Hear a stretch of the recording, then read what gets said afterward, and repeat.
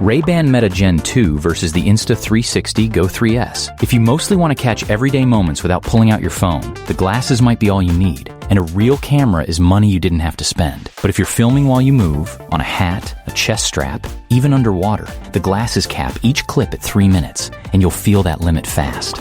By the end, you'll know which one fits how you actually shoot. Let's break it down. So let's talk about what actually comes out of these two, because that's what decides it. The GO 3S shoots 4K with a 1/2.3-inch sensor, and in daylight it looks great for something the size of your thumb. People who use it for walking clips, travel, riding, all say the same thing. The footage holds up.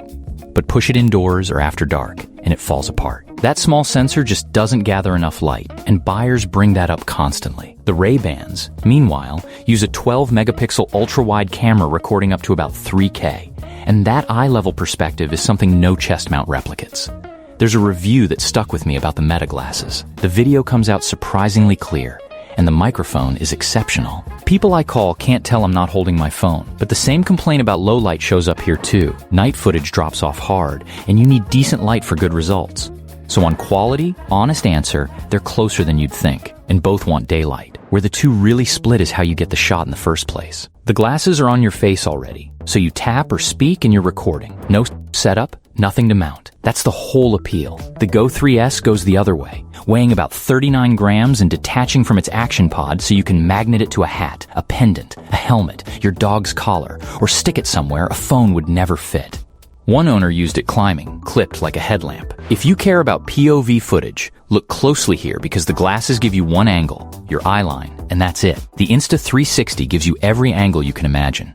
That freedom is worth less if the footage shakes, though. The GO 3S has flow state stabilization and horizon lock, which keeps the frame level even when you're not, and it's smooth enough that running footage stays watchable. The action pod adds a 2.2-inch flip screen, so you actually see your framing before you commit.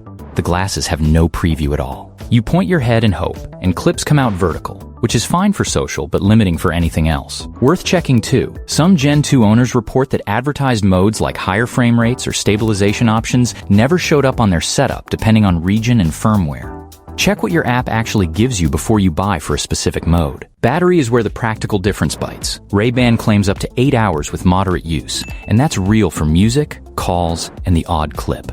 Record heavily, and it collapses. Buyers report roughly 30 minutes of continuous video, and each clip caps at 3 minutes anyway. The charging case refills them fast, which softens it.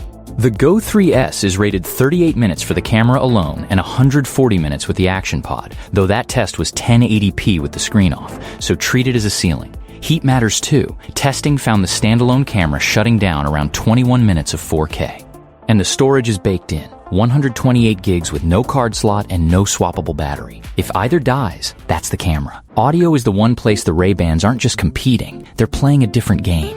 Open-ear speakers, a 5-microphone array, hands-free calls, real-time translation, Meta AI in your ear. They replace earbuds for a lot of people. The catch is that others nearby can hear your audio at higher volume, so they're poor company in a quiet office. The GO 3S records audio, and that's the extent of it. No external mic input, and one cyclist said wind noise made spoken dissents basically unusable. On water and toughness, the GO 3S camera is IPX8 rated to 10 meters with the lens guard on, but the action pod is only splash resistant and must not go under. The glasses aren't rated for impact at all, and owners mention the plastic dents easily.